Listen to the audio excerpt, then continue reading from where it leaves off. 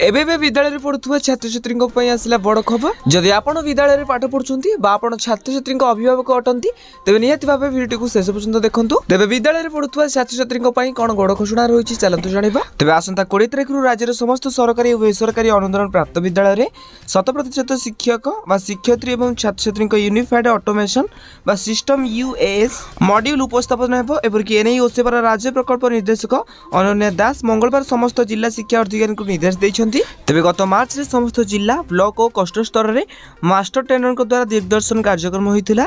District programme एवरकि block एमआईएसएसपी एवं CRC मैंने जोग देते। तेज शिक्षयित्री शिक्षक तथ्य उपस्थापन समेत छात्र छात्री उपस्थापन जांच करने को प्रधान शिक्षक मान निर्देश दी जाता। तेज कटक अनुगुल जिला शिक्षा अधिकारी यह कार्य को सफल करने को उभय को प्रशंसा अन्य जिला शिक्षा अधिकारी मैंने 20 तारिख सुधा यूएसएस उपस्थापन कार्यकारी करने को ओसेवा पक्षर कहुई। तेज यहाँ आज बड़ खबर। जदि आप बड़ खबर जानवा चाहते तेज आम चैनल को सब्सक्राइब कर पाखे आसुवा बेल आइकन को ऑल बटन सेट करने सहित वीडियो हेल्पफुल होते निहत भाव वीडियो को लाइक करी डिस्क्रिप्शन टेलीग्राम चैनल लिंक अच्छी जाकि आप जानी जातु।